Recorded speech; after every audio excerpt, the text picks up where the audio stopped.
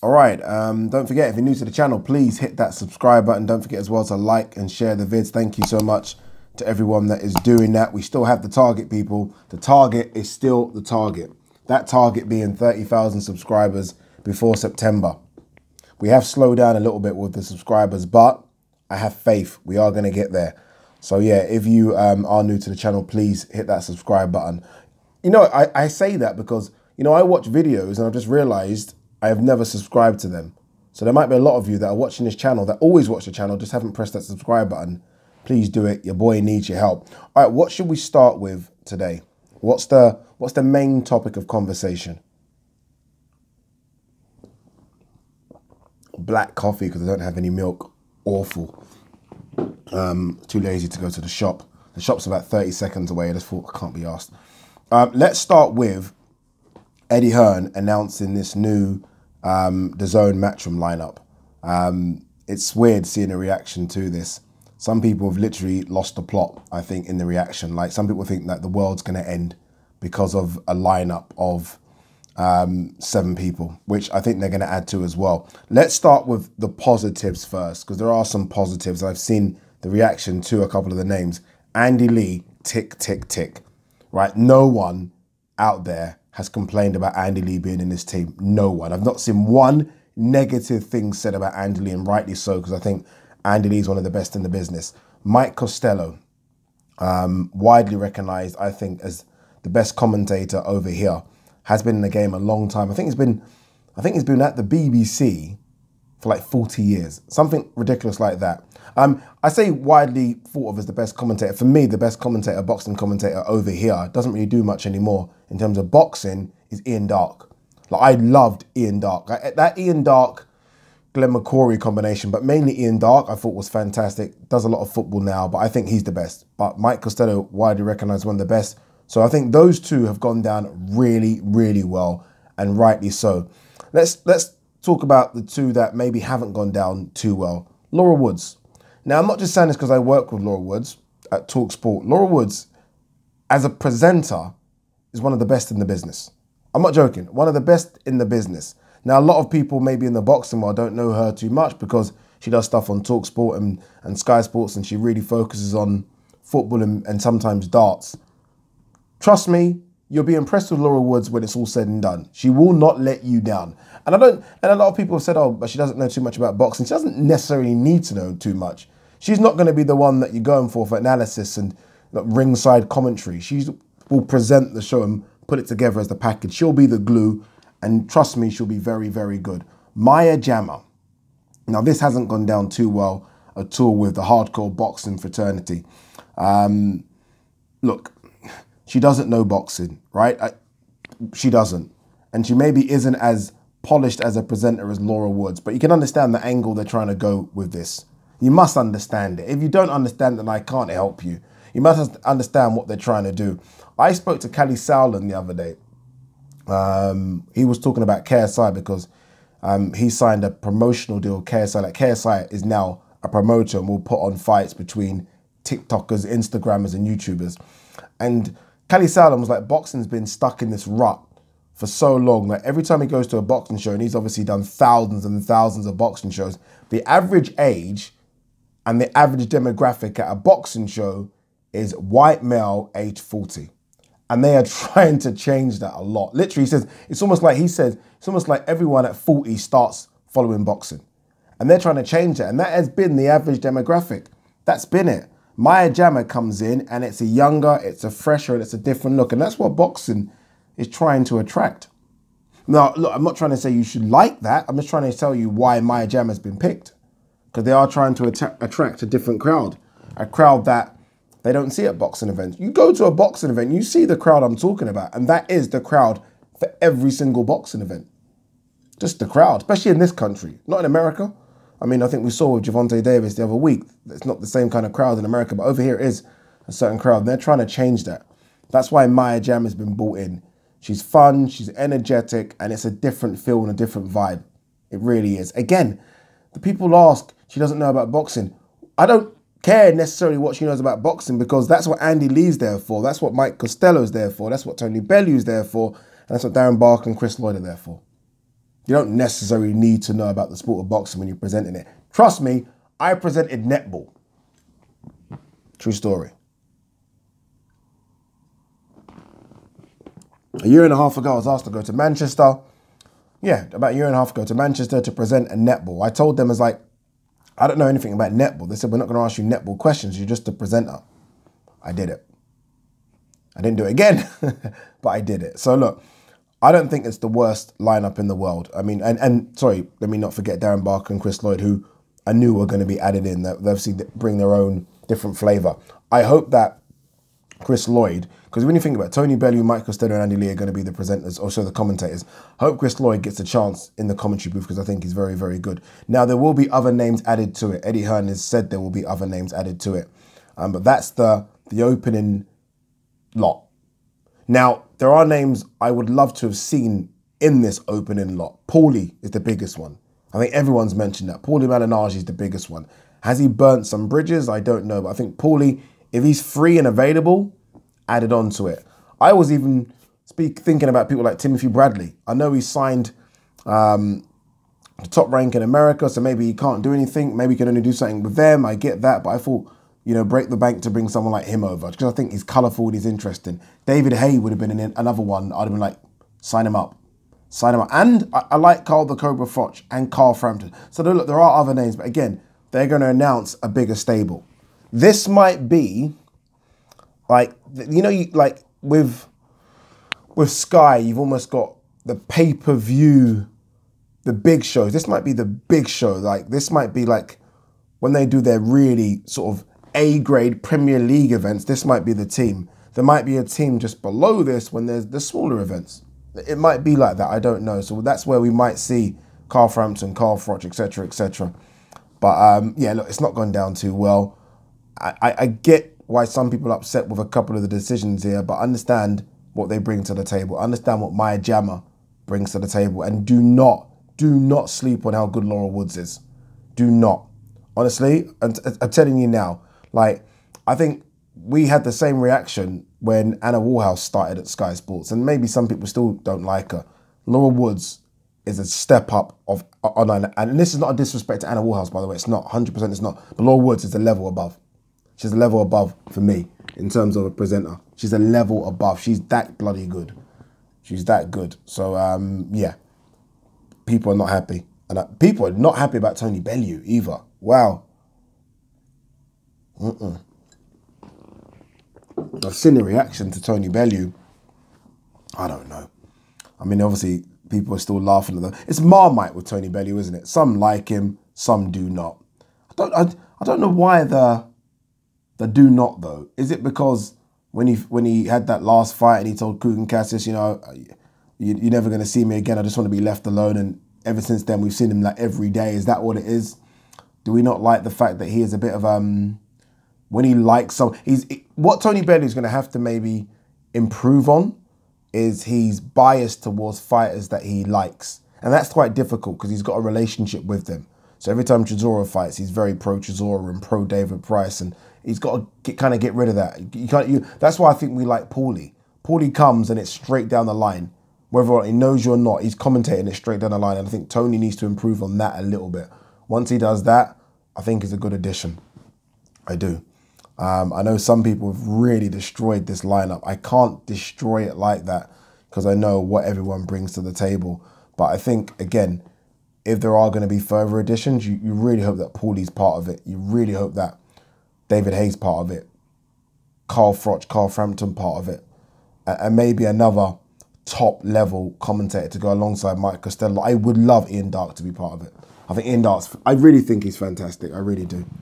I really do. What's the other guy as well? The other British guy that does a lot for Channel 5. Richie Woodall. I wouldn't mind Richie Woodall either. But you can't please everyone. That's one thing in life, people, you're going to have to learn. You can't please everyone. Let me tell you now, if it was Paulie and fucking Ian Darke and Mike Costello and Andy Lee and everyone else you wanted to see, if it was all of those, people were still, man. People were still like, oh, 1 second, where is he? You'd still moan. You cannot please everyone. All right, let's look at what stories are trending today. Deontay Wilder, this is his manager saying this, is training like he's never trained before. We hear that all the time. Not sold. I'm not sold with that line. Like, I'm in the best shape I've ever been in my life. Yeah, I'm hitting all the numbers. Let's just see. I did see he done a bench press. I don't know if you guys have seen it, and it was really bad. But he done a bench press, and I was trying to calculate the weight, thinking, is that heavy? Not quite sure, but it's ain't a bodybuilding competition, man. It's ain't a body. He probably will be able to out bench.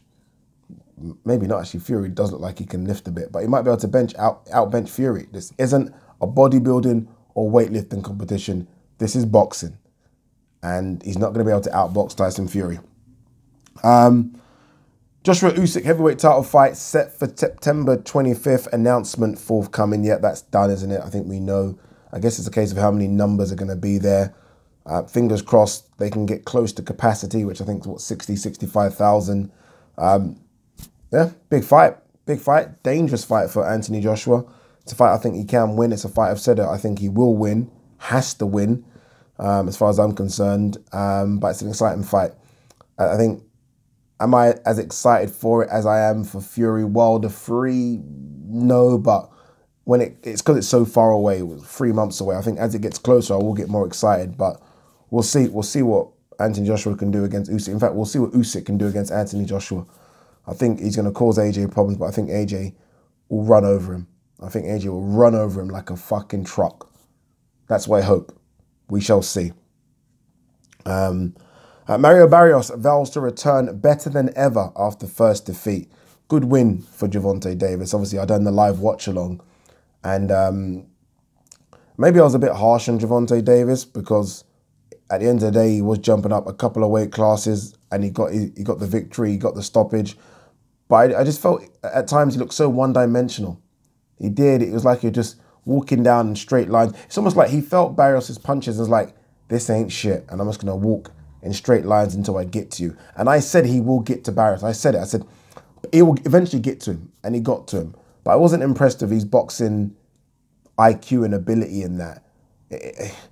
I will say this, though. The first knockdown was beautiful because it was supposed to be, or it looked like it was going to be a body shot. He disguised it very well, and then he went up top. Canelo does exactly that, and so does Ryan Garcia. They throw that punch as well, where it looks like it's going to go to the body, and kind of last second he whips up top. He did that. So he was clearly thinking a lot, but I just want to see a bit more boxing ability. We know, look, the punch is there. We know that. We know the punch is there. We know his punch selection is pretty good as well. But I just want to see maybe punches and bunches. There's just a bit more from Gervonta Davis before I can sort of crown him the best at whatever weight class he's campaigning at, because he's not that for me, not yet. We'll say this though, he might not be that, but he's definitely a star. 16,500 people were there, 16,500, and some Hollywood celebs around the ring as well, NBA stars, musicians, actors. So, I mean, he's that, right? He's a star, and they were happy. They were happy. So no doubt when he fights again, it's going to be another sellout, and it's going to be good numbers on pay-per-view again. So in that sense, they're ticking all the boxes. I just want to see him now start to maybe want to get that pound-for-pound status. And by doing that, he's got to fight someone of note. Prograis called him out, or he called Prograis out, and Prograis responded. Fight Prograis. I think Prograis is too big for him at 140, but fight Prograis. And he's not Barrios. I mean, Prograis will come to fight, and he will sting you with punches as well, and he won't be scared. I thought there was times when Barrios was like, we're not even trying to engage here. We're just going to keep jabbing, and see if we can win a fight on a jab and a couple of straight rights. You ain't doing it against Gervonta Davis. He was way down on the scorecards as well, wasn't he? I think at the time of the stoppage, I saw a couple of scorecards were like 97-91. 97-91. Jesus, man. But well done. Well done to Gervonta. Well done to Loma as well, getting that job done against Nakatani. I forgot the name. For a second, I thought the name was wrong, but it is. Masayoshi Nakatani looked good. Again, went through the gears, went to that tool bag, unloaded and unleashed everything in that tool bag. He wanted to make a statement and stop Nakatani. He said this in the lead up to the fight. He wanted to do something that Teofimo Lopez couldn't do, just to make a statement. Statements made. Now we wait and see if we are going to get that fight at the beginning of 2022. That sounds so far. Like, 2022 just sounds Like, even saying it sounds so old. This is so random, but I remember the year 2000. And when I say 2022, I'm like, Jesus, man. But yeah, let's see if we can get that fight. Fingers crossed we can. But here about Tyron Woodley, obviously the UFC guy that's fighting Jake Paul. I'll end Jake Paul in 3. He's going to get beaten up. I hope he does, but there's a fear factor with me. I'm a bit nervous now because Jake Paul looks like he's got good hands. But we'll see what happens. We'll see what happens. I did speak to, I think I mentioned this, I spoke to Caddy Sowland yesterday, and I asked him about Chris Eubank Jr., like what's going on, like what, you know, because we're hearing about Chris Eubank Jr. versus Gennady Golovkin, and he did say they've reached out to Murata, Golovkin, and Demetrius Andrade, but he also said in the same sentence that they're thinking of having one more warm-up fight. I mean, come on, man, fuck the warm-up fights, just go in. Like, well, what are we warming up for? Jesus, the warm-up fight was Marcus Morrison. That was the warm-up fight. Why do we need another warm-up fight? And the good thing about Marcus Morrison has been a warm-up fight is that it didn't end in a couple of rounds where I thought it was going to. It went the full distance. You don't need another warm-up fight. But what he said was that, let's not forget, it's still only one fight camp with him, well, one proper fight camp with him and Roy Jones Jr. I don't know.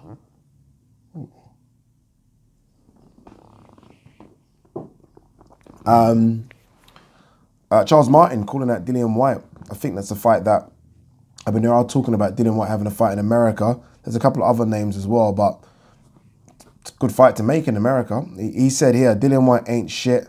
That fight is a piece of cake for me. It certainly isn't. It certainly isn't a piece of cake, but I like that fight for Dillian White. If he wants to have an American fight, then why not? Why not go with that one? What else have we got here? Anything else? A bit here about Prograis, more about Prograis talking about he will smash Tank. What did you guys make about Floyd Mayweather being basically on the apron for the full fight card? Some people like it, some people don't. I'm not a fan of it. And the reason I'm not a fan of it, because I think it almost undermines the work that Calvin Ford, Gervonta Davis's trainer, is trying to do.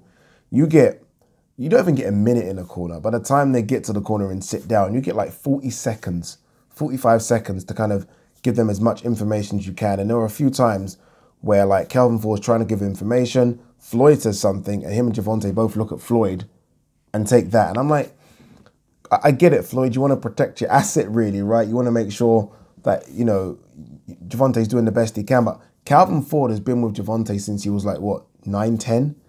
He knows the best for Gervonta. Gervonta is an unbeaten fighter, and Calvin Ford's a lot of the reason for that. Let him do the fucking instructions. Give him the respect that he can handle it. Now, some people have compared it to when Floyd Mayweather Sr., when Floyd Jr. had Roger in the corner, with Uncle Roger, and Floyd Sr. was given instructions. And I'm like, Floyd Sr. is a Hall of Fame trainer. Hall of Fame trainer. And he's worked with Floyd Jr. before, so that's slightly different. I don't think, and Floyd, they're brothers, Roger and Floyd Sr. So I think that's a bit different. As good as Floyd is as a boxer, we don't know his credentials as a trainer yet. And I'm thinking Calvin Ford's a good trainer, an underrated trainer. He doesn't need to hear instructions from Floyd. Now, the one where Floyd's giving him the scorecard, okay, that's slightly different. That's slightly different. And I think it's almost a cheat, that, but I don't mind it. I actually don't mind it at all, because sometimes boxers, and I'm guessing Gervonta was in there thinking, I'm losing? Okay, I need to switch things up here. Like sometimes they have the open scoring, which I don't mind as well, because you are going to get some boxers who fight a certain style and think, okay, I'm winning this fight, this is easy, but the judges aren't happy with the work you're doing. So I don't mind that. But yeah, I don't like the idea of him almost, and I feel like disrespecting Calvin Ford by trying to give instructions to Gervonta when Calvin Ford's there to do that. Just my 2 cents. Just my 2 cents. We'll end on this one, very quick video. The performance, I thought, of Erickson Lubin and getting their job done against Rosario. Now, I thought, aside from like a minute in round 4, I thought it was fantastic. Some people have said that Erickson Lubin's chinny. I don't know if if he is chinny, I feel like he just, when he gets punched and for some reason it just messes up his equilibrium. Amir Khan reacts the same way, and so does AJ when AJ gets hit. I think that's just, you can't fix that. That's a mechanical development. You can't fix that issue. All you can fix is working on his defense and his boxing abilities and his boxing IQ so that he don't get hit. But unfortunately, he's going to get hit. But I thought, apart from that minute, it wasn't even a minute, apart from the 30 seconds in round 4, I thought he looked fantastic. And obviously, that's the biggest win of his career. Now, is he going to get Jamel Charlo again? No, because Jamel Charlo destroyed him in less than, a couple of minutes. He's not going to get that. But if Castano can somehow cause the upset and beat Charlo, then he could fight Castano, but I don't see it. The good thing is he's in a division where there's a lot of talent, but right now he's put himself right at the top of that talent in terms of waiting for a title shot. So yeah, good win for him. What's going to happen with Rosario, I don't know. I said on my live, there are certain things in life that are guaranteed. Death, taxes, and Rosario going to 160 in his next fight. Peace and love.